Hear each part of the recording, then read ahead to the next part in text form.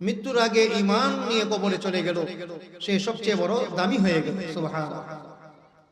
এজন্য আমাদের জীবনটা যেন আমলের সাথে কাটে, জীবনের শেষটা যেন নেক আমলের সাথে সমৃদ্ধ হয়। এজন্য ইন্তেজামিয়া কমিটির পক্ষ থেকে যারা এদিক সেদিক দাঁড়িয়ে আছি, আমি আপনাদেরকে অনুরোধ করব মাহফিলের ভিতরে চলে আসি এবং আমাদের এই মাহফিলকে আমরা সাফল্য মণ্ডিত করি। আমাদের এই মাজদারবাসীর এই মাহফিল 13টা 14টা মসজিদকে কেন্দ্র করে এই মাহফিলটা হচ্ছে, আলহামদুলিল্লাহ এটা একটা ঐতিহাসিক মাহফিল। এই ওয়াজ মাহফিলে আমাদের বাংলাদেশের অগণিত উলামায়ে কেরাম, বুজুর্গানি দ্বীন যারা এখন দুনিয়া ছেড়ে চলে গিয়েছেন, তারা এখানে এসেছিলেন। এজন্য আমাদের মাহফিলটা এটা অনেক বরকতময়। এই বরকতময় হওয়ার সবচেয়ে বড় কারণ হচ্ছে আমাদের এই মাহফিলটা গতানুগতিক মাহফিল নয়, এটা সাধারণ কোনো মাহফিল নয়, এটা হলো কোরআন তাফসীরের মাহফিল। কিসের মাহফিল বলেন? কোরআন তাফসীরের মাহফিল। কোরআন যেমন বরকতময়, এই কোরআনের মাহফিল যেখানে হবে, তাফসীর যেখানে হবে, সেটাও বরকতময়। সুবহানাল্লাহ। এজন্য আমাদের এই মাহফিলটা সাধারণ অন্য কোনো মাহফিলের মতো নয়। এখানে কোরআনের তাফসীর হবে, কোরআন নিয়ে আলোচনা হবে, আল্লাহর কালামের তেলাওয়াত হবে, এটার ব্যাখ্যা বিশ্লেষণ হবে। আর যে মাহফিলে কোরআন তেলাওয়াত হবে, আল্লাহর কোরআনের ব্যাখ্যা বিশ্লেষণ হবে, সেটা আল্লাহর দরবারে মকবুল হবে। সুবহানাল্লাহ। আর এই মাহফিলে আমরা যারা আসতে পারবো, এই মাহফিলকে যারা সফল করার জন্য যারা সর্বোত্তমভাবে চেষ্টা করছেন, সহযোগিতা করছেন, আর্থিকভাবে, শারীরিকভাবে, পরামর্শ দিয়ে, দোয়া করে, যে যেভাবে সহযোগিতা করছেন, করবেন ইনশাআল্লাহ। অতীতে করেছেন, এখন করছেন, ভবিষ্যতে করবেন। সবাই এই কোরআনের বরকতে উসিলা ইনশাআল্লাহ, সবার নিয়ত যদি খালেস থাকে ইনশাআল্লাহ, এর বরকতে উসিলায় আল্লাহ পাক কিয়ামতের দিন কোরআনের শাফাত তাদেরকে নসিব করবেন। সুবহানাল্লাহ। কোরআনের শাফাত যে পেয়ে যাবে তার জন্য আখিরাত কামিয়াব হয়ে যাবে। সুবহানাল্লাহ। এজন্য সম্মানিত উপস্থিতি, আমরা যারা এখানে বসেছি, আমরা এই মাহফিলটাকে গুরুত্ব দিয়ে শেষ পর্যন্ত থাকার চেষ্টা করব ইনশাআল্লাহ। কি ভাই, থাকবো তো ইনশাআল্লাহ? কোরআনের তাফসীর এটাকে আমরা তুচ্ছ মনে না করি, এখানে আল্লাহর রহমত বর্ষিত হচ্ছে। সুবহানাল্লাহ। হাদিসের মধ্যে আল্লাহ রাসূল বলেন, যেই দল আল্লাহ তাআলার জিকির করে, আল্লাহর দ্বীনের কথা আলোচনা করে, সেই মজলিসকে হাফাতহুমুল মালায়েকা, আল্লাহ পাকের রহমতের ফেরেশতারা সেই মজলিসকে বেষ্টন করে রাখেন। সুবহানাল্লাহ। আমরা হয়তো দেখতে অল্প সংখ্যক মানুষ এখানে উপস্থিত হয়েছি, ইনশাআল্লাহ মানুষ আরো বেড়ে যাবে ইনশাআল্লাহ। তো অল্প সংখ্যক মানুষ হলেও চতুর্দিক থেকে আল্লাহর রহমতের ফেরেশতারা আমাদেরকে ঘিরে আছে। সুবহানাল্লাহ। দুনিয়ার আর কোনো মজলিসের ব্যাপারে এই ঘোষণা নেই, একমাত্র দ্বীনি মজলিসের ব্যাপারে আল্লাহর রাসূলের এই ঘোষণা আছে, যেখানে আল্লাহর দ্বীনের আলোচনা হয়, আল্লাহর আলোচনা হবে, সেই মজলিসের উপরে আল্লাহর রহমত অবতীর্ণ হয়। নাযালাত আলাইহিমুস সাকিনা, সাকিনা নামক বিশেষ রহমত এদের উপর অবতীর্ণ হয়।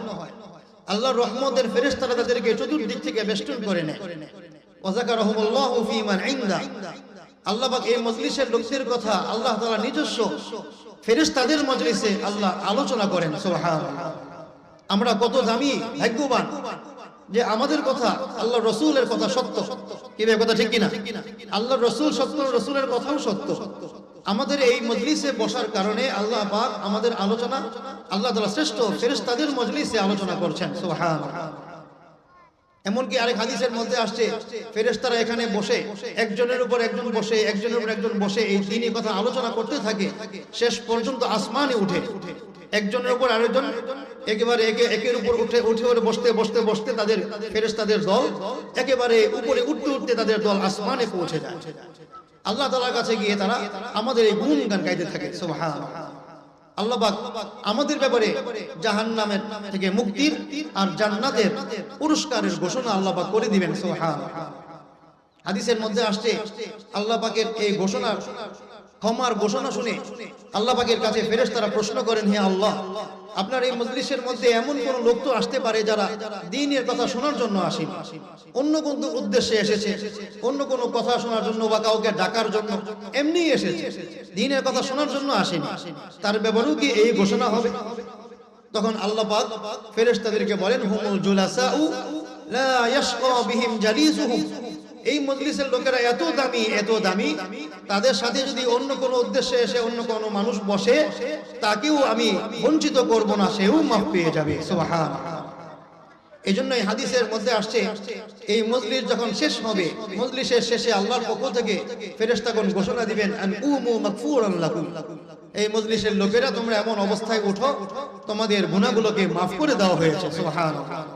ওয়াকাদ বুদদিলাস সাইয়্যাতিকুম হাসানাত, তোমাদের মন্দ আমলগুলোকে নেক আমল দ্বারা পরিবর্তন করা হয়েছে। সুবহানাল্লাহ।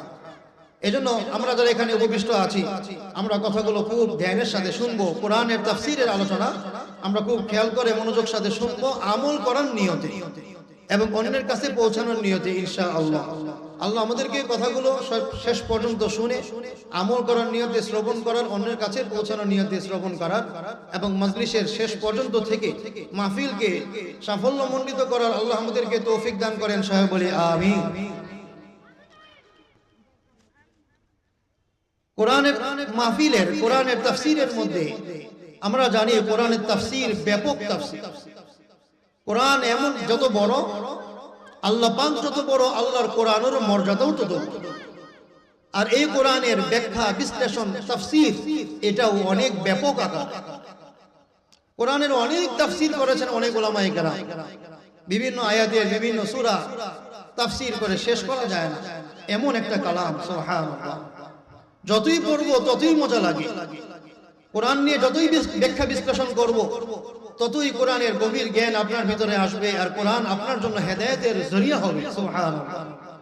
আজকে আমরা জানি সারা পৃথিবীর মধ্যে আজকে মুসলমানরা তো, আমরা তো কোরআন নিয়ে বসি না, কোরআন নিয়ে বসার সময় পাই না। কোরআনের ব্যাপারে আমাদের গাফলতি হয়।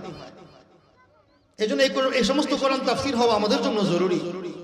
আমি এটাই বলতেছিলাম, মাসদারবাসীদের জন্য এটা একটা গৌরব এবং এটা আমাদের জন্য বড় একটা কামাইয়ের সুযোগ। এখান থেকে কোরআনের কিছু তাফসীর শুনে আমরা কিছু আমল করার নিয়ত করতে পারি। কারণ কোরআনের ব্যাখ্যা বিশ্লেষণ রাসূলের যুগ থেকে চলছে, অদ্যাবধি কিয়ামত পর্যন্ত চলতেই থাকবে। সুবহানাল্লাহ। এই কোরআন নিয়ে গবেষণা, যাচাই বাছাই চলবে। কোরআন এমন একটা নিয়ামত আমাদের জন্য। وزمانہ معزز تھی حامل قرآن ہو کر، وہ زمانہ معزز تھی حامل قرآن ہو کر، ہم ذلیل و خوار ہوئے تارک قرآن ہو کر، اور ہم ذلیل و خوار ہوئے تارک قرآن ہو کر। এমন এক জামানার মানুষ ছিল, যেই জমানার মানুষেরা কোরআন শুনে, কোরআনের ব্যাখ্যা বিশ্লেষণ শুনে, কোরআনের তেলাওয়াত শুনে, কোরআনের উপর আমলকারী হয়ে সেই জমানার মানুষগুলো সবচেয়ে দামি হয়ে গিয়েছিল। সেই জমানার মানুষগুলো কোরআনের কারণে তারা কোরআনওয়ালা হয়ে, আল্লাহওয়ালা হয়ে, কোরআনের শাফাত পাওয়ার উপযুক্ত হয়ে তারা দুনিয়া থেকে চলে গিয়েছিলেন।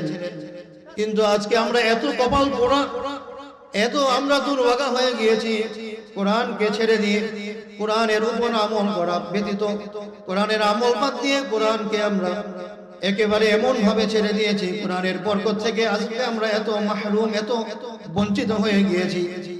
যে কোরআনের মাধ্যমে তারা দামি হয়েছিলেন, সেই কোরআনের কারণে, কোরআনকে ছেড়ে দেওয়ার কারণে, কোরআনের ব্যাপারে অলসতার কারণে আজকে আমরা আল্লাহর রহমত থেকে আমরা বঞ্চিত হয়ে গিয়েছি। নাউজুবিল্লাহ।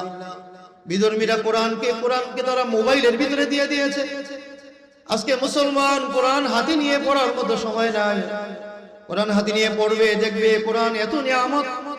কোরআনকে হাতে নেওয়া এটা একটা ইবাদত, এটাও একটা সওয়াবের কাজ। কোরআন দেখে পড়া, কোরআনের পাতা উল্টানো, এটাও আমার আপনার জন্য বরকতের আর সওয়াবের কাজ। কোরআন হাতে নিয়ে পড়বে, দেখবে কোরআনকে বুকে লাগাবে, কোরআনকে চুম্বন করবে, কোরআনকে মাথায় রাখবে, কোরআনকে মুখে লাগাবে। এই কোরআনের মহব্বত করার উসিলায় আল্লাহ পাক নিজে সেই বান্দাকে মহব্বত করেন। সুবহানাল্লাহ। আর যে কোরআনকে দেখবে না, কোরআনের স্পর্শ থেকে বঞ্চিত, কোরআন থেকে দূরে সরে গিয়েছে, সেই ব্যক্তিও কপাল পোড়া, সেই ব্যক্তির ফ্যামিলিও কপাল পোড়া, সেই ব্যক্তির জিন্দেগির মধ্যেও বরকত নাই। ইহুদি খ্রিস্টানরা তারা এত আমাদের ব্যাপারে তারা সচেতন, আমাদেরকে কিভাবে তারা কোরআন থেকে, আল্লাহর রহমত থেকে তারা সরায়। কোরআনকে তারা মোবাইলের ভিতরে ঢুকিয়ে দিয়েছে। আজকে মুসলমান মোবাইলের ভিতরে কোরআন পড়ি, কোরআন হাতে নিয়ে পড়ার মতো আমাদের সৌভাগ্য নসিব হয়। কি ভাই, কথা ঠিক কিনা? কোরআন নিয়ে হাতে নিয়ে পড়তে পারি না। কোরআন দেখা, কোরআন হাতে ধরা নিয়ামত এবং সওয়াব। কোরআন দেখে পড়া কত বড় ফজিলত। এক হাদিসের মধ্যে আসছে, কোরআন যদি কেউ দেখে খতম করে, কোরআন দেখে পড়ে যদি কেউ খতম করে, তাহলে তার আমল নামায় আল্লাহ পাক 2000 নেকি দিবেন। সুবহানাল্লাহ। কোরআন যদি কেউ মুখস্থ করে খতম করে তার আমল নামায় 1000 নেকি, দেখে পড়লে 2000 নেকি। সুবহানাল্লাহ। কোরআনকে তো ধরতে হবে, দেখতে হবে। আজকে আমাদের মুসলমানদের ঘরে কোরআন তেলাওয়াত নেই। হাদিসের মধ্যে আসছে যে ঘরে কোরআন তেলাওয়াত হয় সেই ঘর থেকে শয়তান দূর হয়, সেই ঘরে রহমতের ফেরেশতা আসে, সেই ঘরে সন্তান সন্ততির মধ্যে বরকত হয়। সুবহানাল্লাহ। যে মুসলমান দেখবেন কোরআন ওয়ালা হয়, যে মুসলমান নিয়মিত কোরআন তেলাওয়াত করে তার সন্তানাদির মধ্যে বরকত হয়, তাদের ফ্যামিলির মধ্যে বরকত হয়, তার রিজিকের মধ্যে বরকত হয়, তার ঘরের ভিতরে শান্তি আসে। কেন? আল্লাহর কোরআনকে যে গ্রহণ করবে আল্লাহ নিজে তাকে শান্তি দিবেন। সুবহানাল্লাহ। আর যে ঘরের ভিতরে কোরআন তেলাওয়াত হয় না, আল্লাহ রাসূল বলেন সেই ঘর থেকে ফেরেশতা চলে যায়, সেই ঘরে শয়তান প্রবেশ করে। নাউযুবিল্লাহ।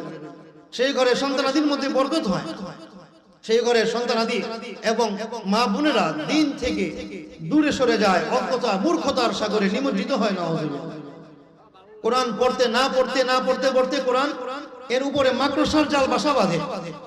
কোরআন ঘরে থাকলে পরিষ্কার রাখলে একটু পড়ার সুযোগ হইতো, কমপক্ষে রমজান মাসে কোরআন পড়ার একটু সুযোগ আসে।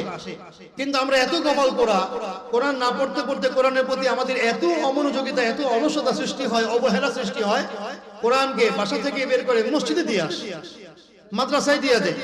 আমরা পড়তে পারি না, কোরআন পড়ার সময় নাই, কোরআন নষ্ট হচ্ছে, কোরআনটাকে মসজিদে দিয়ে দেয়, কোন গরিব মানুষকে দিয়ে দেয়। মুসলমান নিজের হাতে আল্লাহর রহমতকে দূর করে দিচ্ছে। নাউযুবিল্লাহ। ঘর থেকে আল্লাহর রহমতকে নিজ হাতে নিজেই বের করে দিচ্ছে। কি ভাই, কথা ঠিক কিনা? আমরা কোরআন থেকে কতটা আমরা গাফিল হয়ে গেলাম। নাউযুবিল্লাহ। সারা পৃথিবীর মধ্যে আজকে ইহুদি খ্রিস্টানরা বেদিন, তারা এই কোরআন নিয়ে গবেষণা করছে। কোরআন নিয়ে গবেষণা করতে করতে করতে করতে এক পর্যায়ে তারা কোরআনকে আল্লাহ তাআলা বলেছেন হুদাল লিন্নাস। এই কোরআন সারা পৃথিবীর জন্য হেদায়েত, সারা সমগ্র মানুষের জন্য হেদায়েত। যে ব্যক্তি মুসলমান হোক অমুসলিম হোক, যে কোরআনের আয়াত নিয়ে গবেষণা করবে, যাচাই করবে, ভাববে, ইনশাআল্লাহ এই কোরআনের উসিলায় আল্লাহ পাক তাকে হেদায়েত দিয়ে দিবেন। সুবহানাল্লাহ। অনেক বিধর্মী আজকে কোরআনের উসিলায় তারা হেদায়েত পাচ্ছে। কোরআনের আয়াত পড়তে পড়তে পড়তে পড়তে, ব্যাখ্যা বিশ্লেষণ পড়তে পড়তে পড়তে এক সময় তাদের দিলের ভিতরে এমন ভয় সৃষ্টি হয়, জাহান্নামের আযাবের কথাগুলো তাদের দিলের ভিতরে এত ভয় পয়দা করে, সৃষ্টি করে, জান্নাতের পুরস্কারের কথা শুনতে শুনতে পড়তে পড়তে তাদের দিলের ভিতরে এত আকাঙ্ক্ষা সৃষ্টি হয়, শেষ পর্যন্ত কোরআনের আকর্ষণে তারা শেষ পর্যন্ত মুসলমান হতে বাধ্য হয়। সুবহানাল্লাহ। আমরা সকলেই জানি ওমর রাদিয়াল্লাহু আনহুর ঘটনা। ওমর রাদিয়াল্লাহু আনহু এই কোরআনের তেলাওয়াত শুনে আল্লাহ পাক তাকে হেদায়েত দিয়েছেন। সুবহানাল্লাহ। সূরা তাহা তেলাওয়াত হচ্ছিল তার ঘরের মধ্যে। সূরা তাহার মধ্যে এক জায়গার মধ্যে আসছে আল্লাহ পাক নিজেকে বলতেছেন, ইন্নানি আনাল্লাহ, ইন্নানি আনাল্লাহ, লা ইলাহা ইল্লা আনা ফা'বুদনি ওয়া আকিমিস সালাতা লিযিকরি। আল্লাহ পাক নিজে মুসা আলাইহিস সালামকে সম্বোধন করে বলেছিলেন, হে মুসা, আমি তোমাকে আমার নবুয়তের জন্য তোমাকে বাছাই করেছি, নির্বাচিত করেছি। সুতরাং তোমার প্রতি যেই ওহী আসে সেই ওহীটাকে মন দিয়ে শোনো, কারণ আমি আল্লাহ। সুবহানাল্লাহ। ইন্নানি আনাল্লাহ, আমি আল্লাহ, লা ইলাহা ইল্লা আনা, আমি ছাড়া কোনো মাবুদ নেই। ফা'বুদনি, সুতরাং আমার ইবাদত করো। ওয়া আকিমিস সালাতা লিযিকরি, আমার সম্মানে, আমার স্মরণে নামাজ কায়েম করো। এই আয়াতগুলো শুনে ওমর রাদিয়াল্লাহু আনহুর মতো এত কট্টর কাফের যে ব্যক্তি ছিলেন, যিনি রাসূলের গর্দান কাটার জন্য খোলা তলোয়ার নিয়ে রওনা হয়েছিলেন, এই আয়াতগুলো শুনে তার দিলের ভিতরে এত ধাক্কা লেগেছিল, এত আকর্ষণ সৃষ্টি হয়েছিল, তিনি শেষ পর্যন্ত কোরআনকে ধরার জন্য, কোরআনকে দেখার জন্য পাগল হয়ে গিয়েছিলেন।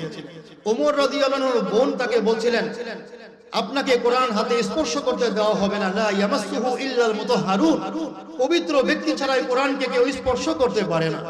আপনি পবিত্র হন, আপনি গোসল করেন, তারপরে কোরআন আপনি ধরতে পারবেন, এর আগে আপনি ধরতে পারবেন না। শেষ পর্যন্ত তিনি গোসল করলেন। গোসল করে নিজেকে তিনি যখন পরিচ্ছন্ন করে আসলেন, এরপরে তিনি তার কোরআন হাতে দেওয়া হলো, আর তার মনের ভিতরে আকর্ষণ জাগলো যে কোরআন যার উপর অবতীর্ণ হয়েছে তাকে দেখার জন্য। সুবহানাল্লাহ। তার বোনকে তিনি বলছেন, তার ভগ্নিপতিকে তিনি বলছেন, চলো আমাকে নিয়ে আমি আল্লাহ রাসূলের দরবারে যাব। যখন ওমর রাদিয়াল্লাহু নেওয়া হলো আল্লাহ রাসূলের ঘরে, আল্লাহ রাসূল তাকে দেখে বলছেন, ওমর, তার শরীরের ভিতরে একটা চাদর ছিল, সেই চাদরের এক কোণা ধরে রাসূল হেঁচকা টান দিলেন। টান দিয়ে আল্লাহ রাসূল বলছেন, ওমর, আর কতক্ষণ তুমি অন্ধকারের মধ্যে থাকবে? জাহেলাতি, মূর্খতা, বর্বরতার অন্ধকারের মধ্যে আর কতক্ষণ থাকবে ওমর? তুমি আলোর দিকে কেন কখন ফিরে আসবে? এই কথা বলার সাথে সাথে তাফসীরের ওই ঘটনার মধ্যে ঐতিহাসিক তিনি লিখেছেন যে এই টানের মধ্যে এমন একটা চুম্বক আকর্ষণ ছিল, এই টানের সাথে সাথে ওমর রাদিয়াল্লাহু আনহুর ভিতরে অন্ধকার যেটা ছিল, অন্ধকার একটা মূর্খতার অন্ধকার সাথে সাথে দূর হয়ে সেটা আলোতে পরিণত হয়ে যায়। সুবহানাল্লাহ। ওমর রাদিয়াল্লাহু বলতেছিলেন, যিনি একটু আগে আসছেন আল্লাহ রাসূলকে হত্যা করার জন্য, নাউযুবিল্লাহ, ওমর রাদিয়াল্লাহু এই কথা শুনে বলছেন, হে আল্লাহর রাসূল, আমি তো এসেছি আপনার হাতে ইসলাম গ্রহণ করার জন্য। সুবহানাল্লাহ। ওমর রাদিয়াল্লাহু এই কোরআনের তেলাওয়াতের আকর্ষণে তিনি মুসলমান হয়েছেন। এরকম হাজারো ঘটনা এই কোরআনের ব্যাপারে। এজন্য সম্মানিত উপস্থিতি, আমার মুসলমান ভাইয়েরা, পর্দার আড়ালে শ্রবণরতা মা ও বোনেরা, আমি আপনাদেরকে বিশেষভাবে অনুরোধ করব, এই যে কোরআন তাফসীর মাহফিল হয়, এটা শুধু মাহফিল হওয়া নয়, এটা আমাদের জন্য একটা শিক্ষা।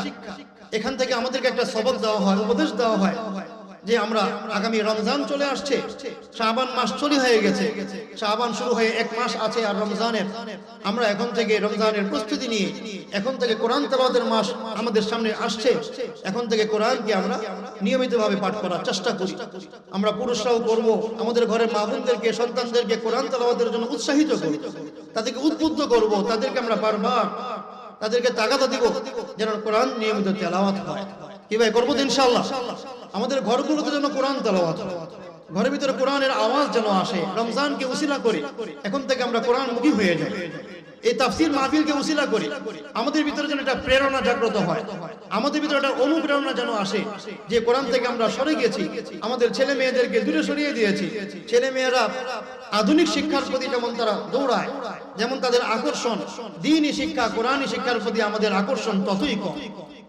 ছোটকালে আমরা মক্তব পড়তাম মসজিদে, আজকে সকালবেলা ফজরের পরে মুসলমানদের সন্তান কোরআন কখন পড়বে? মক্তবে গিয়া তো পড়ার সময়ই তো নেই। সবাই আমরা বাংলা, অঙ্ক, ইংরেজি শিক্ষার জন্য দৌড়াই, অথচ কোরআন শিক্ষা আমাদের ভিতরে নেই। অধিকাংশ মুসলমান কোরআন শুদ্ধ করে আমরা পড়তে পারি না। শুদ্ধ করে কোরআন পড়তে না পারলে আপনি কিসের মুসলমান? নামাজ ভঙ্গের 19টা কারণ, এর মধ্যে 1 নম্বর কারণ হচ্ছে নামাজে কোরআন অশুদ্ধ পড়া। আজকে অনেক মুসলমান নরনারী আজকে কোরআন শুদ্ধ করে পড়তে পারে। কি ভাই, কথা ঠিক কিনা? কোরআন শুদ্ধ করে পড়তে পারি না। আলহামদু, আলহামদুর জায়গায় আলহামদু পড়তেছে। আর রহমা আমরা পড়ি আর রহমা। ইয়াকা না'বুদু, এখানে আইন উচ্চারণ করতে পারি না, ইয়াকা না'বুদু, কোন রকম আইনটা উচ্চারণ করি শুদ্ধই হয় না। এই অশুদ্ধ কেরাত দিয়ে আপনার আজকে 60, 70, 80 বছর পার হয়ে যায়। আমাদের ভিতরে কোরআন শেখা, কোরআনকে শুদ্ধ করার আমাদের ভিতরে সেই স্পৃহা আমাদের ভিতরে নষ্ট হয়ে গেছে। এটার জন্য আমাদের গাফলতি, আমাদের অলসতা, অবহেলা দায়ী। আরেকটা কারণ হচ্ছে ইহুদি খ্রিস্টানদের আমাদের পিছনে তারা সব সময় চক্রান্ত করছে। মোবাইল নামক একটা ধ্বংসকর বস্তু আমাদেরকে দিয়ে মুসলমানদেরকে কোরআন থেকে দূরে সরিয়ে দিয়েছে। মসজিদের ভিতরে গিয়ে মুসল্লি যখন নামাজ পড়বে, নামাজের আগে একটু কোরআন তেলাওয়াত করবে, সেই কোরআন মসজিদের ভিতরে রাখা আছে, কোরআন পড়ার সময় নেই, মোবাইল হাতে নিয়ে আমরা কোরআন পড়ছি।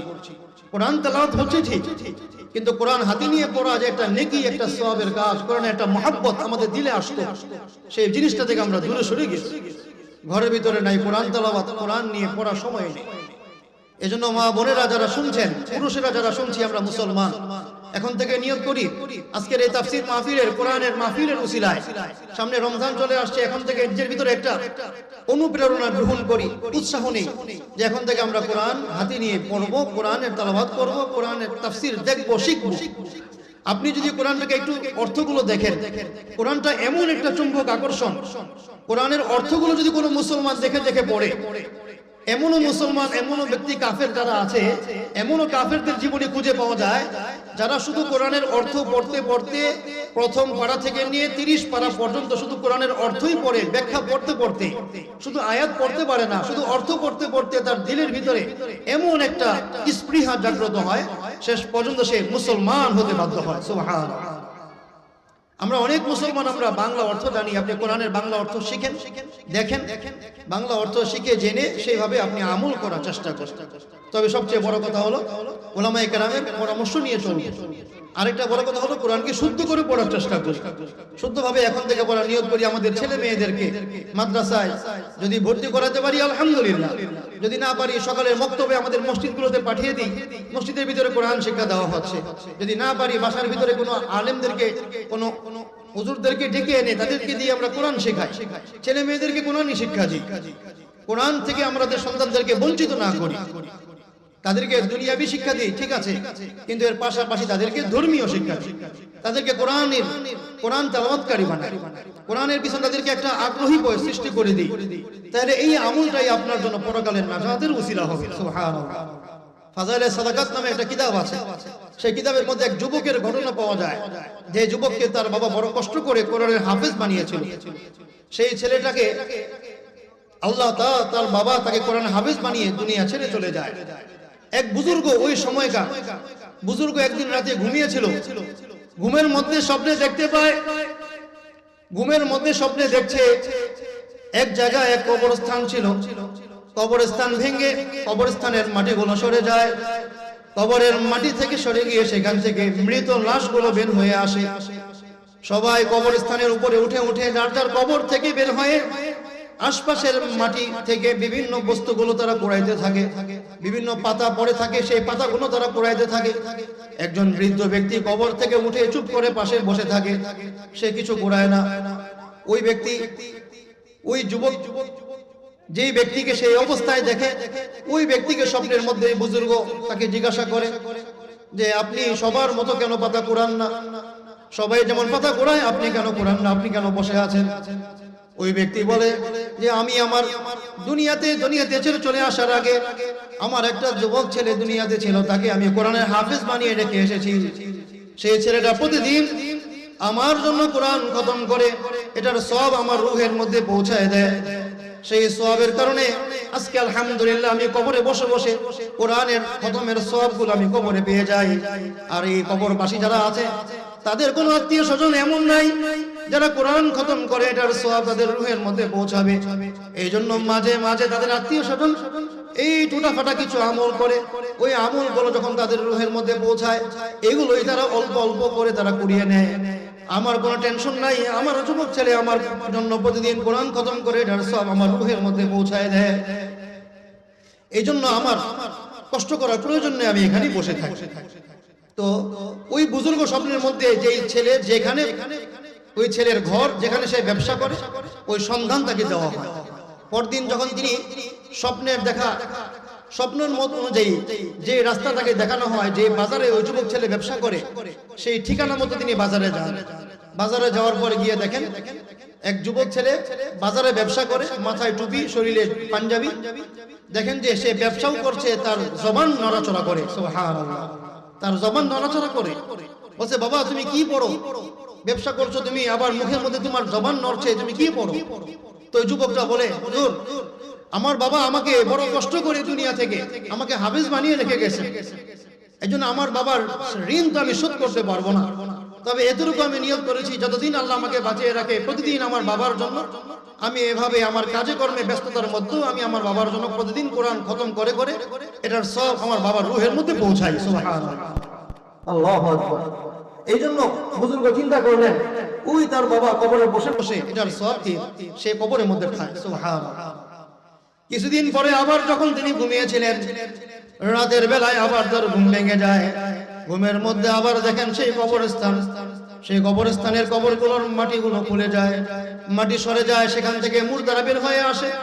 সবাই আশপাশের পাতাগুলো কুড়ায়, পাতা মানে এখানে নেকি, যার যার নেকিগুলো তারা কুড়ায় নিচ্ছে। আবার সেই বৃদ্ধ ব্যক্তি যে কবরের পাশে সেদিন বসা ছিল তাকেও তিনি দেখতে পান, সেও তিনি সবার মতো করে অন্য অন্য সব মানুষের মতো করে সেও আশপাশের পাতাগুলো কুড়িয়ে নেয়। এই অবস্থায় তার ঘুম ভেঙে যায়, মনের ভিতরে কৌতূহল সৃষ্টি হয়। তিনি চিন্তা করলেন সেদিন কি দেখলাম আর আজকে কি দেখলাম। এই কৌতূহল দমন করার জন্য তিনি আবার সেই নির্দিষ্ট বাজারে যায়। বাজারে গিয়ে দেখতে পায় সেই আর বাজারের মধ্যে যে যুবকটা ব্যবসা করতো সেই যুবক নাই, যুবকের দোকান নাই, সেই যুবকও নাই। আশপাশের লোকদেরকে জিজ্ঞাসা করেন এই যুবকটা কোথায়, কিছুদিন আগে এসেছিলাম, তাকে দেখেছিলাম সে ব্যবসা করে। আশপাশের দোকানদাররা বলে যুবক তো কিছুদিন আগে ইন্তেকাল করেছে। আল্লাহু আকবার। যুবকের ইন্তেকাল হয়ে গেছে, এবার ওই বুজুর্গ মনে মনে চিন্তা করলেন, যুবকের ইন্তেকাল হয়ে যাওয়া মানে তার বাবার রুহের মধ্যে কোরআন খতমের সওয়াবগুলো যে সে পৌঁছাইতো, সেই পৌঁছানোর রাস্তাও বন্ধ হয়ে গেছে। এই জন্য সে হওয়ার মতো করে মাঝে মাঝে তার আত্মীয় স্বজন যে আমল করে, ওই আমলের সওয়াবগুলো সে কুড়িয়ে নেয়। এই হলো অবস্থা। এই জন্য আল্লাহ রসুল হাদিসের মধ্যে বলেছেন, মানুষ যখন মারা যায় তার সমস্ত আমলের দরজা বন্ধ হয়ে যায়, তিনটা আমলের দরজা খোলা থাকে। এর মধ্যে একটা হলো সদকায়ে জারিয়া, যারা মসজিদ, মাদ্রাসা, এতিমখানা কোন জায়গায় স্থায়ীভাবে কোনো দান করে যায়, যেটার সওয়াব সে কিয়ামত পর্যন্ত কবরে থেকে পেতেই থাকে। সুবহানাল্লাহ। 2 নম্বর রসুল বলেন, ইলমিন ইউনতাফাউ বিহি, দুনিয়াতে যদি কোনো জ্ঞানের বিষয় রেখে যায় যার দ্বারা অন্যরা উপকৃত হয়, তাহলে সেই জ্ঞান দ্বারা সেই ব্যক্তি উপকৃত হবে কবরে থেকে। এটা কিতাব লেখলো, এটা কাউকে ছাত্র বানাই গেল, আলেম বানাই গেল, জ্ঞানের বিষয় অন্যকে দিয়ে গেল, ওই জ্ঞান দ্বারা অন্যরা উপকৃত হয়, তার বই পড়ে অন্যরা উপকৃত হয়, এর দ্বারা এই ব্যক্তির সওয়াব কিয়ামত পর্যন্ত তার কবরে পৌঁছতেই থাকে। সুবহানাল্লাহ। 3 নম্বর আল্লাহ রাসূল বলেন, আওয়ালাদিন সালিহ ইয়াদউনা, নেককার সন্তান যদি কোনো ব্যক্তি রেখে যায়, ইমানদার, আলেম, বুজুর্গ কোনো সন্তান যদি রেখে যায়, ওই সন্তান তার জন্য নেক আমল করে দোয়া করে, এটার সওয়াব মৃত ব্যক্তির মা বাবা, এই সন্তানের মৃত মা বাবারা কবরে থেকেও পেতে থাকে। সুবহানাল্লাহ। এজন্য আমরা উপস্থিতি যারা আছে মুসলমান নর-নারী, আমরা মুসলমান ভাই আর বোনেরা নিয়ত করি আমাদের সন্তানদেরকে কোরআনের হাফেজ, আলেম বানানোর চেষ্টা করব, নিজেও করব, শুদ্ধ করে পড়ার জন্য, শেখার জন্য। নিজে না পারি, সন্তানদেরকে না পারি, নাতি নাতনিদেরকে চেষ্টা করি। আলহামদুলিল্লাহ, আজকে আমাদের বাংলাদেশে মাদ্রাসার অভাব নাই। পুরুষ মাদ্রাসার পাশাপাশি মহিলা মাদ্রাসাও অনেক, মাশাআল্লাহ। এজন্য সন্তানদেরকে দ্বীনি শিক্ষা দেওয়া এটা আমার জন্য সবচেয়ে জরুরি। ইঞ্জিনিয়ার হোক, ডাক্তার হোক, উকিল হোক, অ্যাডভোকেট হোক, শিল্পপতি হোক, যেই হোক, তবে যেন দিনদার ইঞ্জিনিয়ার হয়, দিনদার ডাক্তার হয়, দ্বীনি শিক্ষা শিক্ষিত হয়ে সে উকিল হয়। তাহলে দেখবেন এই দ্বীনি শিক্ষা তাকে দুনিয়াতেও দামি বানাবে, আখিরাতেও দামি বানাবে। আল্লাহ তাআলা আমাদের তৌফিক দান করেন, সবাই বলি আমিন। আমি কোরআনের যে আয়াত তেলাওয়াত করেছি, যে সূরা, সূরাতুল ফাতিহা, এটা হলো কোরআন তাফসীরের মাহফিল।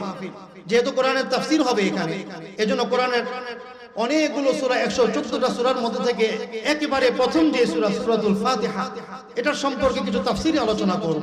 সূরা ফাতিহা যেমন একটা ব্যাপক সূরা, এটার সম্পর্কে তাফসীর করে বর্ণনা করতে অনেক সময় লাগে। আমরা সকলেই জানি, হাদিসের মধ্যে মাশায়েখে কেরাম বলেছেন, কিতাবের মধ্যে আসছে, সারা কোরআন, ইনজিল, জাবুর, তাওরাত, আসমানি যত কিতাব ছিল, পূর্ববর্তী সমস্ত আসমানি কিতাবের যত বিষয়বস্তু সব পুরাটাই এই কোরআন শরীফের মধ্যে চলে আসছে। সুবহানাল্লাহ। 3 কিতাবে যা ছিল তার সমষ্টি এই কোরআনের মধ্যে আছে। পুরা কোরআনের মধ্যে যা আছে পুরাটার সমষ্টি পুরা সূরা ফাতিহার মধ্যে আসছে। সুবহানাল্লাহ। পুরা সূরা ফাতিহার মধ্যে যা আছে এটার সমষ্টি আসছে বিসমিল্লাহির রহমানির রহিমের মধ্যে। সুবহানাল্লাহ। বিসমিল্লাহির রহমানির রহিমের মধ্যে যা বিষয়বস্তু আছে এটা চলে আসছে বিসমিল্লাহর বায়ের মধ্যে। সুবহানাল্লাহ। আর কেউ কেউ একটু বাড়িয়ে বলেছেন, বিসমিল্লাহর বায়ের মধ্যে যে বিষয়বস্তু আছে এটা চলে আসছে বিসমিল্লাহর বার ভিতরে একটা নুকতা আছে, এই নুকতার মধ্যে। কারণ কি, নুকতা অর্থ হলো বিন্দু, বিন্দু যেটার মধ্যে কোনো অংশ নাই, যেটার মধ্যে কোনো ভাগ বাটোয়ারা করা যায় না, এটা একক বস্তু। আর একক বলতে আমাদের সারা পৃথিবীর সবকিছু, আমাদের সবকিছু সৃষ্টিকর্তা একমাত্র কে ভাই? আল্লাহ। এই বার, নুকতা, বিন্দু দ্বারা এটাই উদ্দেশ্য আল্লাহকে চেনা।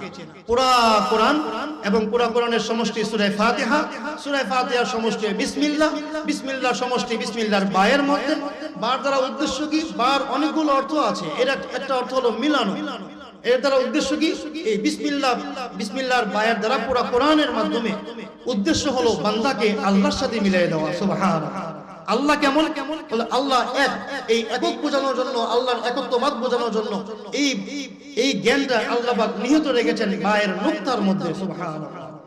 এইজন্য বিসমিল্লাহর মধ্যে আর সূরা ফাতিহার মধ্যে বরকত। সুবহানাল্লাহ। সূরা ফাতিহার সম্পর্কে অনেক কথা। সূরা ফাতিহা আমলের জন্য পরীক্ষিত আমল। আমরা অনেকে বিভিন্ন রোগে আক্রান্ত হই, কারো মাথা ব্যথা, কারো পেটের ব্যথা, কারো দাঁতের ব্যথা, কেউ সাপে বিচ্ছুতে দংশনের রোগী আছে, কেউ পাগলের রোগী আছে, কেউ মৃগী রোগী আক্রান্ত আছে।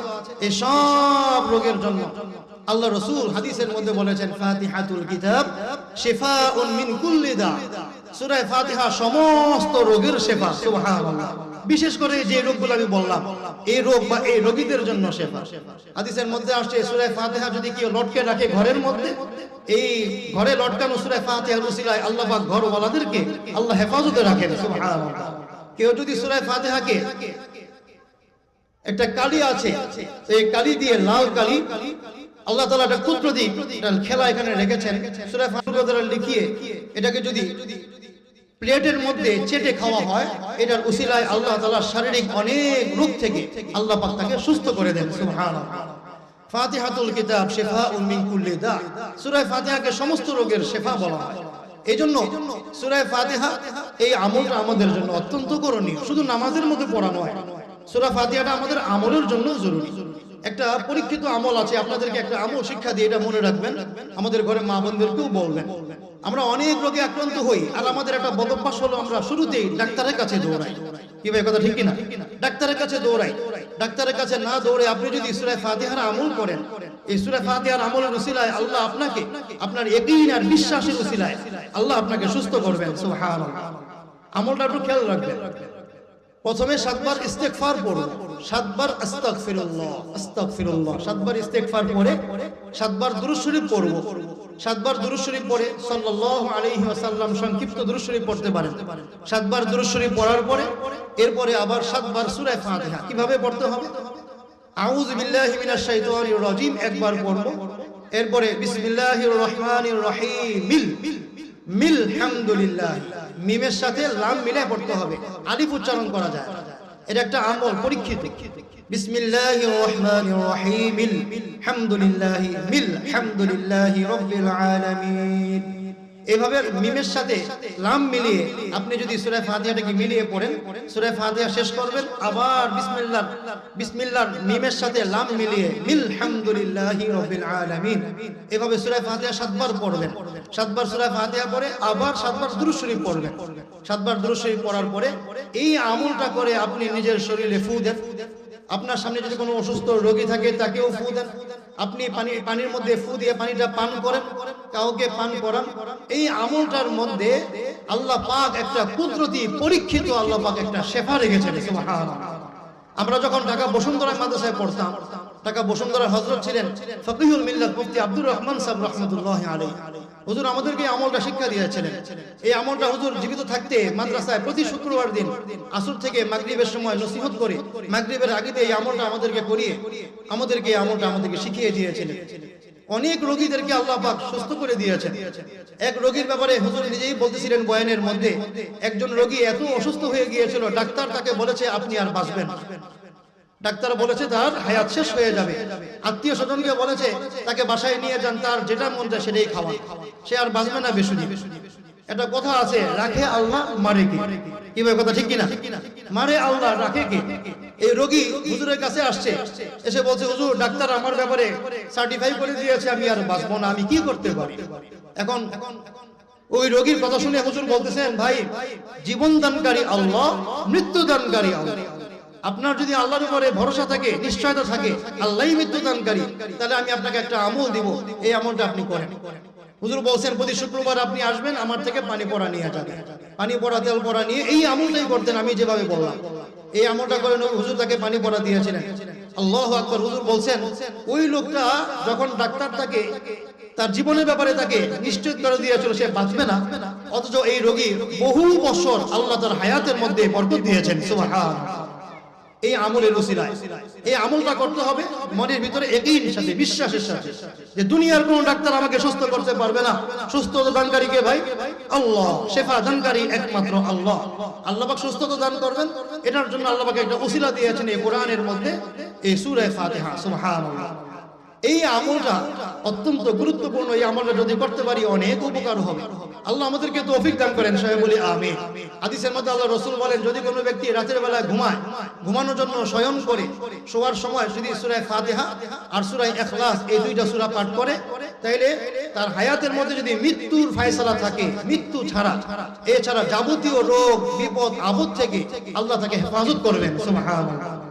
এজন্য সূরা ফাতিহাটা একদিকে আমলের জন্য, আরেকদিকে দোয়ার জন্য। মাশায়েখে কেরাম বলেছেন সূরা ফাতিহাটা ইসমে আযম, ইসমে আজম যেমন আল্লাহ, লা ইলাহা ইল্লাল্লাহ, লা ইলাহা ইল্লা আনতা সুবহানাকা ইন্নী কুনতু মিনাজ জালিমিন।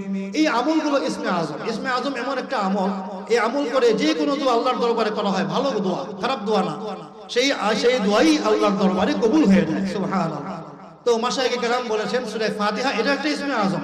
কেউ যদি দোয়ার মধ্যে এই দোয়াটা পড়ে, দোয়ার নিয়তে এই সূরাটা পাঠ করে, আলহামদুলিল্লাহি রাব্বিল আলামিন আর রহমানির রহিম মালিকি ইয়াউমিদ্দিন ইয়্যাকা না'বুদু ওয়া ইয়্যাকা নাস্তাঈন, আলহামদুলিল্লাহি রাব্বিল আলামিন, সমস্ত প্রশংসা আল্লাহর জন্য যিনি রব্বুল আলামিন, সারা বিশ্বের প্রতিপালক। আর রহমান, যিনি অত্যন্ত দয়ালু। আর রহিম, অতিশয় দয়াময়। মালিকি ইয়াউমিদ্দিন, কিয়ামত দিবসের মালিক। ইয়্যাকা না'বুদু, আমরা আপনারই ইবাদত করি। ইয়্যাকা না'বুদু, আমরা আপনারই ইবাদত করি। ওয়া ইয়্যাকা নাস্তাঈন, আমরা আপনার কাছেই সাহায্য চাই। সুবহানাল্লাহ। ইহদিনাস সিরাতাল মুস্তাকিম, অর্থ হচ্ছে আল্লাহ আপনি আমাদেরকে সরল পথ প্রদর্শন করুন, সরল পথের দিকে রাস্তা দেখিয়ে দিন। সিরাতাল লাযীনা আন'আমতা আলাইহিম, ওই ব্যক্তিদের পথ আমাদেরকে দেখিয়ে দিন যাদেরকে আপনি পুরস্কৃত করেছেন, যাদের উপর আপনি আপনার নিয়ামত দান করেছেন। গায়রিল মাগদুবি আলাইহিম ওয়ালাদ-দাল্লিন, যাদের উপর আপনার গজব পড়েছে তাদেরকে ব্যতীত, ওয়ালাদ-দাল্লিন, এবং যারা পথভ্রষ্ট তাদেরকে ব্যতীত। এই সমস্ত লোকদের পথ আমাদেরকে দেখিয়েন না, যারা সরল পথ চলেছে, যাদের উপর আপনার নিয়ামত নাজিল হয়েছে, যাদেরকে আপনি পুরস্কৃত করেছেন, তাদের পথে আপনি আমাদেরকে প্রদর্শন করায় দিন, পরিচালিত করুন। এই যে সূরা ফাতিহার অর্থ, এটা অনেক ব্যাখ্যা বলা হবে যতটুকু পারি অল্প সময়ের মধ্যে, যতটুকু পারা যায়। বাকি বলতেছিলাম, এই যে সূরা ফাতিহার মধ্যে এত সংক্ষিপ্ত একটা সূরার মধ্যে আল্লাহ তাআলা অসংখ্য বিষয়, একেবারে পুরাটা সূরার মধ্যে আল্লাহ তাআলা মানুষের জীবনের সবকিছু এই সূরার মধ্যে দিয়ে দিয়েছেন। সুবহানাল্লাহ। যেমন কি হাদিসে কুদসির মধ্যে আসছে, আল্লাহ পাক নিজে বলছেন, যখন সূরা ফাতিহা কোনো বান্দা পাঠ করে শুরুতে বলে আলহামদুলিল্লাহি রাব্বিল আলামিন, যখন নামাজের মধ্যে বান্দা পাঠ করে আলহামদুলিল্লাহি রাব্বিল আলামিন, সমস্ত প্রশংসা আল্লাহর জন্য যিনি সারা বিশ্বের প্রতিপালক, তখন বান্দা আরশ থেকে আল্লাহ পাক বান্দার এই কথার উত্তর দেয়, হামিদানি আবদি, আমার বান্দা আমার প্রশংসা করলো। সুবহানাল্লাহ। যখন বান্দা পড়ে আর রহমানির রহিম, যখন বান্দা পড়ে যে আল্লাহ তাআলা যার জন্য সমস্ত প্রশংসা, তিনি হলেন অতিশয় দয়ালু, অত্যন্ত দয়াময়, রহমান রহিম, সাথে সাথে আল্লাহ পাক আরশ থেকে উত্তর দেয়, আসনা আলি আবদি, আমার বান্দা আমার সানা পাঠ করলো, আমার প্রশংসা করলো। যখন বান্দা বলে মালিকি ইয়াউমিদ্দিন, যে আল্লাহ তাআলার জন্য প্রশংসা, তিনি কিয়ামত দিবসের মালিক, প্রতিফল দিবসের মালিক, তখন আল্লাহ তাআলা খুশি হয়ে বান্দাকে উত্তর দেয়, মাজ্জাদানি আবদি, আমার বান্দা আমার মহত্ব বর্ণনা করলো। সুবহানাল্লাহ। যখন বান্দা বলে ইয়্যাকা না'বুদু ওয়া ইয়্যাকা নাস্তাঈন, আল্লাহ আমরা আপনারই ইবাদত করি, আপনার কাছেই সাহায্য চাই, আল্লাহ তাআলা বলেন এটা আমার মাঝে আর আমার বান্দার মাঝে, ইবাদত বান্দার পক্ষ থেকে, সাহায্য আমার পক্ষ থেকে।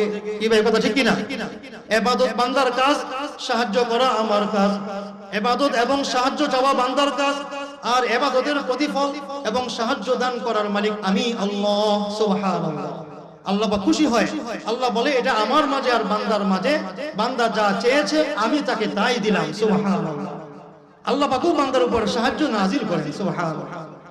এরপরে বান্দা যখন বলে ইহদিনাস সিরাতাল মুস্তাকিম সিরাতাল লাযীনা আন'আমতা আলাইহিম গায়রিল মাগদুবি আলাইহিম ওয়ালাদ-দাল্লিন, আমিন, আল্লাহ তাআলা তখন আরশ থেকে উত্তর দেয়, এটা বান্দার যা চাওয়ার বান্দা চেয়েছে, ওয়ালি আবদি মা সাল, আমার বান্দার জন্য যা চাওয়া সে চেয়েছে, অতএব আমার কাছে সে যা চাওয়ার চেয়েছে, আমারও অধিকার এটা, আমি আমার যত চাওয়ার বস্তু আছে বান্দা আমার কাছে চেয়েছে, আমিও তাকে তা দিয়ে দিলাম। সুবহানাল্লাহ। বান্দা যখন সিরাতে মুস্তাকিম চায়, সরল পথ চায়, আল্লাহ পাক কুদরতি ভাবে বান্দাকে সরল পথ দেখায় দেন। সুবহানাল্লাহ। কিন্তু যদি কেউ সরল পথে না চলে, এটা তার শাস্তি। কি ভাই কথা ঠিক কি না? এটার দায়ী সে। আপনি নামাজ পড়ছেন, নামাজের মধ্যে আল্লাহর কাছে বলছেন ইহদিনাস সিরাতাল মুস্তাকিম, আল্লাহ আমাদেরকে সরল পথ দেখান। নামাজ পড়ে কি আপনি জুলুম করেন, নামাজ পড়ে আপনি চুরি করেন, নামাজ পড়েন ছিনতাই করেন, নামাজ পড়েন জুলুম করেন, সিগারেট খাই, মদ পান করি, মানুষের সাথে খারাপ ব্যবহার করি, দুর্ব্যবহার করি, এটা কি ভাই আল্লাহর কিছু করার আছে? কি ভাই আপনারা বলেন, আল্লাহর কিছু করার আছে? আমি সিরাতে মুস্তাকিম চাই, আবার নামাজ পড়ে গিয়ে আমি স্ত্রীর উপর হাত তুলি, আমি অন্যের সাথে খারাপ ব্যবহার করি, গালাগালি করি, দুর্ব্যবহার করি, তাহলে আমার সিরাতে মুস্তাকিম চাওয়ার কি মানে রইল? আমার কথার সাথে আমার কাজের মিল রইল। এজন্য কাজ হইতে হবে সঠিক, যেমন চেয়েছি তা আমি সেভাবে করার চেষ্টা করব, সঠিক পথে থাকার চেষ্টা করব, তাইলে আল্লাহ আমার দোয়াকেও কবুল করে আমাকে সরল পথ দেখাই দিবে। কি ভাই কথা ঠিক কিনা? এজন্য সূরা ফাতিহাটা একদিকে আমলের জন্য, আরেকদিকে দোয়ার জন্য। এই দোয়াটার মধ্যে এত আল্লাহ তাআলা আমাদেরকে শিক্ষা দিয়েছেন এই সূরা ফাতিহার মধ্যে। এটা একদিকে সর্বোত্তম দোয়া, আরেকদিকে সবচেয়ে ফজিলতপূর্ণ একটা সূরা। এক হাদিসের মধ্যে আসছে আল্লাহ রাসূল এক সাহাবীকে বলতেছিলেন, আলা ওয়ালিমান্নাকা আযমা সূরাতিন ফিল কুরআন, হে আমার সাহাবী, আমি কি তোমাকে কোরআনের সবচেয়ে বড় সূরা, সবচেয়ে ফজিলতময় সূরা কি আমি তোমাকে শিক্ষা দিব না? এই কথা বলে আল্লাহ রাসূলের ব্যাপারে ওই সাহাবী বলছেন, নবীজি আমার দুই হাত ধরলেন, দুই হাত ধরলেন। নবীজি বললেন, কবলা আন তাখরুজা মিনাল মসজিদ, মসজিদ থেকে বের হওয়ার আগে আমি তোমাকে কোরআনের সবচেয়ে বড় সূরা কি শিক্ষা দিব না? এই কথা বললেন নবীজি, আর বললেন না। এরপর নবীজি মসজিদ থেকে বের হওয়ার আগে আমার হাত ধরলেন। যখন নবীজি আমরা মসজিদ থেকে বের হয়ে যাব, সাহাবী রাসূলকে বলতেছেন, কুলতু ইয়া রাসূলুল্লাহ কুলদা ইন্নাকা লা উআল্লিমান্নাক, আপনি বলেছেন যে আপনি আমাকে একটা কোরআনের সবচেয়ে বড় সূরা শিক্ষা দিবেন, সেই সূরাটা কি? তখন রাসূল বলতেছেন, ফাতিহাতুল কিতাব। আল্লাহ রাসূল বলেন, আল কুরআনুল আযীম ইয়া সাবউল মাসানি ওয়াল কুরআনুল আযীম আলহামদুলিল্লাহি রাব্বিল আলামিন। আল্লাহ রাসূল বলছেন সেই সবচেয়ে বড় দামি, সবচেয়ে ফজিলতময় সূরা হচ্ছে এই সূরাতুল ফাতিহা, আলহামদুলিল্লাহি রাব্বিল আলামিন। সুবহানাল্লাহ। আরেক হাদিসের মধ্যে আল্লাহ রাসূল বলেন, তাওরাতের মধ্যে, ইনজিলের মধ্যে, জাবুরের মধ্যে আর এমন কোন সূরা নাজিল হয় নাই যে সূরাটা এই সূরা ফাতিহার মতো আর আসমানি কোন কিতাবের মধ্যে নাজিল হয় নাই। সুবহানাল্লাহ। আল্লাহ রাসূল একদিন সাহাবায়ে কেরামকে লক্ষ্য করে বলছেন, হে আমার সাহাবায়ে কেরাম, আজকে আসমানের একটা এমন দরজা খুলেছে যে দরজা অতীতে আর কোনোদিন খুলে নাই, আজকে প্রথম সেই দরজা খুলেছে। আর সেই দরজা দিয়ে এমন এক ফেরেশতা অবতীর্ণ হয়েছে, এই ফেরেশতা আর পৃথিবীতে কখনো অবতীর্ণ হয় নাই। সেই ফেরেশতা আমার কাছে অবতীর্ণ হয়ে বলছে, আবশির বিন নূরাইন, হে আল্লাহর রাসূল, আপনি দুইটি নূরের সুসংবাদ গ্রহণ করেন। দুইটা নূর কি? একটা হলো ফাতিহাতুল কিতাব সূরা ফাতিহা, আর একটা হলো সূরা বাকারার শেষ দুই আয়াত। সূরা বাকারার শেষ দুই আয়াত আমানার রাসূল থেকে নিয়ে আনতা মাওলানা ফানসুরনা আলাল কওমিল কাফিরিন, সূরা বাকারার শেষের আয়াত সমূহ, আর হলো সূরা ফাতিহা। এমন একটা সূরা নিয়ে, এমন একটা দরজা দিয়ে এমন একজন ফেরেশতা আসছে যে দরজা কখনো খোলা হয় নাই, যে ফেরেশতা কখনো দুনিয়াতে আসে নাই। সুবহানাল্লাহ। এই দুইটা সূরাকে, আয়াতগুলোকে নূর কেন বলা হয়েছে? মুফাসসিরিনে কেরাম বলেন যে এই দুইটা আয়াত, এই সূরা ফাতিহা আর এই কোরআনের সূরা বাকারার শেষের আয়াতগুলো যারা মৃত্যু পর্যন্ত আমল করবে, কিয়ামতের দিন হাসরের ময়দানে যখন প্রচন্ড অন্ধকার হবে, ওই অন্ধকার সময়টাতে এই দুইটা আমল তার জন্য নূর হয়ে, আলোকিত হয়ে তাকে পথ দেখায়া সামনে নিয়ে যাবে। সুবহানাল্লাহ। এইজন্য এই দুইটা আমল আমরা নিয়মিত করি, সূরা ফাতিহার আমল আর হলো সূরা বাকারার শেষের আমল, শেষের আয়াতগুলো আমরা নিয়মিত পড়ার চেষ্টা করি। সূরা বাকারা, সূরা ফাতিহাকে বলা হয় সওয়াবের দিক দিয়ে পুরো কোরআনের 2/3 সমান। সুবহানাল্লাহ। এমন একটা সূরা আমরা পেয়েছি এই কোরআনের মধ্যে। এই সূরা ফাতিহাটা আমরা নিয়মিত আমল করব তো ইনশাআল্লাহ। সূরা ফাতিহার মধ্যে ইমাম তাফসীরে কবীরের মধ্যে ইমাম রাজি রাহমাতুল্লাহ আলাইহি, আমি অল্প সংক্ষেপে নিয়ে আসছি যেহেতু এশার সময় কাছাকাছি। তাফসীরে কবীরের মধ্যে ইমাম রাজি রাহমাতুল্লাহ আলাইহি, তার একজন বন্ধু ছিল হযরত জুন্নুন মিসরি রাহমাতুল্লাহ আলাইহি। তিনি বলতেছেন, আমার বন্ধু একদিন তিনি শুনেছেন কোরআনের মধ্যে আসছে সূরা ফাতিহার মধ্যে আল্লাহ পাক নাকি রহমান, আল্লাহ পাক নাকি রব, রব্বুল আলামিন। রব কাকে বলে? রব বলা হয় যিনি একই সময়ে সমস্ত মাখলুকের সব চাহিদা একই সময়ে যিনি পূরণ করেন, তাকেই বলা হয় রব। সুবহানাল্লাহ। আমার রব, আমার চাহিদা একরকম, আমার স্ত্রীর চাহিদা আরেক রকম। কি ভাই কথা ঠিক কিনা? ছেলের চাহিদা আরেক রকম, মেয়ের চাহিদা আরেক রকম, মানুষের চাহিদা আরেক রকম, পশুর চাহিদা আরেক রকম, সবার চাহিদা ভিন্ন ভিন্ন রকম। যেই সত্তা একই সময়ে সমস্ত মাখলুকের একই সময়ে সবার সব চাহিদা যিনি একই সময়ে পূরণ করেন, তাকেই বলে রব। সুবহানাল্লাহ। সেই রব প্রশংসার উপযুক্ত হবে না তো কে উপযুক্ত হবে? কি ভাই কথা ঠিক কিনা?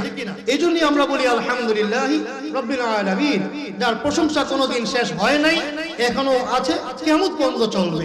আমরা কারো সৌন্দর্য দেখে তার প্রশংসা করি, কারো অর্থ দেওয়া দেখে তার প্রশংসা করি, কারো টাকা পয়সা দেখে, কারো শারীরিক সুস্থতা দেখে, এক একজনের এক এক রকম বিষয় দেখে আমরা প্রশংসা করি। কিন্তু এই প্রশংসা আজকে আছে, কালকে শেষ। সেই ব্যক্তি আজকে শক্তিশালী, কালকে শক্তিশালী থাকবে না। সে আজকে আমাকে পয়সা দিচ্ছে, কালকে পয়সা দিবে না। এই প্রশংসা একদিন শেষ হবে। কিন্তু এমন একজন মালিক যার প্রশংসা অতীতেও ছিল, এখনো আছে, কিয়ামত পর্যন্ত থাকবে। সুবহানাল্লাহ। এই জন্যই সমস্ত প্রশংসা। তো তিনি যে রব, তিনি যে রহমান, দয়ালু, দয়াময়, তিনি যে আমাদের পালনেওয়ালা, এই কথাটা বুঝার জন্য আল্লাহ পাক একটা কুদরতি মুআমালা দুনিয়াতে দেখাই দেন। এই ঘটনা বলে বয়ান শেষ করছি। তাফসীরে কাবীরের মধ্যে ইমাম রাজি রাহমাতুল্লাহ আলাইহি বলেন, আমার বন্ধু জুন্নুন মিসরি রাহমাতুল্লাহ আলাইহি একদিন রাস্তা দিয়ে দাঁড়িয়েছিলেন, দেখেন একটা বিচ্ছু রাস্তা দিয়ে হেঁটে যায়। তিনি চিন্তা করলেন, একটা বিচ্ছু, এটা মারাত্মক একটা বিষাক্ত পোকা, এটার মধ্যে আল্লাহ পাক কি আমাদের জন্য আল্লাহ পাক ভালাই রেখেছেন, কি কল্যাণ রেখেছেন, আল্লাহ পাক কেন এই পোকাটাকে সৃষ্টি করেছেন? আমরা জানি একটা বিচ্ছু যেটা মারাত্মক বিষাক্ত, এটা সাপের চেয়েও মারাত্মক। আল্লাহু আকবার। এই বিষাক্ত পোকাটা আল্লাহ পাক কেন সৃষ্টি করেছেন, তার ভিতরে একটা কৌতূহল, এটা দেখার জন্য তিনি দেখেন একটা বিষাক্ত একটা হেঁটে যাচ্ছে রাস্তা দিয়ে। তো যখন যাচ্ছে, সে যেতে যেতে দেখেছে একটা নদীর কাছাকাছি সে চলে যায়। যখন যাচ্ছে, ওই পোকা যখন রাস্তার দিকে যায়, বিচ্ছু একবারে নদীর কাছে কাছে, তিনি চিন্তা করলেন এই বিচ্ছু কোথায় যায়, তার ভিতরে কি কল্যাণ আছে, কেন আল্লাহ পাক বানিয়েছেন, দেখা দরকার। তিনিও হেঁটে হেঁটে পিছনে পিছনে যান। যেতে যেতে দেখেন যে নদীর পাড়ে যখন গেল, একটা কচ্ছপ চলে আসছে। কচ্ছপের পিঠে চড়ে ওই বিচ্ছু নদীর ওই পারে যায়, তিনিও তার পিছনে পিছনে যান। ওই পারে যখন যায়, নদীর ওই পারে যাওয়ার পরে দেখেন যে বিচ্ছুটা রাস্তার ওই পারে উঠে গেল, আবার কচ্ছপ পানির নিচে ডুবে যায়। তিনি অবাক হয়ে গেলেন, এখানে কি আল্লাহর কুদরতি খেলা। তিনি একটা নৌকা, কোনো মাঝি না পেয়ে নৌকার উপর উঠে চলে গেলেন। নদীর ওই পারে যখন গেলেন, দেখেন যে একটা জঙ্গলের ভিতরে ওই জিপটা ঢুকে গেল পোকা। দেখেন একটা যুবক মাঠের মধ্যে শুয়ে আছে, মাঠের মধ্যে শুয়ে থাকা অবস্থায় সে ঘুমায়, আর তার মাথার উপরে একটা সাপ ফনা তুলে আসে তাকে দংশন করবে। এই মুহূর্তে সেই বিচ্ছুটা গিয়ে ওই সাপের উপর দংশন করে সাপটাকে হত্যা করে দেয়। সুবহানাল্লাহ। তিনি দেখে আল্লাহু আকবার বললেন, সাথে সাথে তার আওয়াজ পেয়ে যুবক ঘুম ভেঙে যায়। জিজ্ঞাসা করে, আপনি এখানে কেন আসছেন? আর ওই পোকাটাকে দেখে, ওই বিচ্ছুটাকে দেখে একটা অস্ত্র নিয়ে তাকে মারতে উদ্যত হয়। তিনি বলছেন, খবরদার, এই বিচ্ছুটাকে মেরো না, এটাই তোমার বন্ধু, আর এই সাপ যে মরে পড়ে আছে, এই সাপ হলো তোমার শত্রু। সুবহানাল্লাহ। তাকে জিজ্ঞাসা করলেন, তুমি এখানে কেন আসলা, কিভাবে আসলা? সে বলছে, আমি এখানে রাস্তা হারিয়ে ফেলেছিলাম, একদিকে হিংস্র প্রাণী, আরেকদিকে পানির মধ্যে কোনো নাই নৌকা, আমি কোথায় যাব, কি করব? আল্লাহর কাছে দুইটা দোয়া করেছিলাম, আল্লাহ আমার যাতায়াতের ব্যবস্থা করে দিন, হিংস্র প্রাণী থেকে রক্ষা করেন। এই কথা বলে আমি ঘুমিয়ে গিয়েছিলাম, ঘুম থেকে ভেঙে আপনি দিকে দাঁড়িয়ে আছেন। আমি আল্লাহর দরবারে শুকরিয়া আদায় করি, আল্লাহ তাআলা এই বিচ্ছুকে কচ্ছপের উপর উঠিয়ে আমাকে রক্ষা করেছেন, আর একদিকে আপনাকে পাঠিয়ে দিয়ে আমার জন্য নৌকার ব্যবস্থা করেছেন। সুবহানাল্লাহ। আল্লাহই রব, আল্লাহই পালে, আল্লাহই আমাদের হেফাজতের মালিক। এজন্য সম্মানিত উপস্থিতি, আমরা এই সূরা ফাতিহার আমল, কোরআনের আমল করব, পড়ব, নিজেরাও করব, মা বোনদেরকে শেখাবো, বলবো। সামনে রমজান চলে আসছে, রমজানের জন্য দোয়াও করব, আর কোরআনের তেলাওয়াত যেন নিয়মিত করি। আজকের তাফসীর মাহফিলের মধ্যে শেষ পর্যন্ত থেকে আমরা কোরআন তাফসীর মাহফিলটাকে সাফল্যমণ্ডিত করি, এই কামনা রেখে আপনাদের সামনে থেকে বিদায় নিচ্ছি। ওয়া আখিরু দাওয়ানা আলহামদুলিল্লাহি রাব্বিল আলামিন।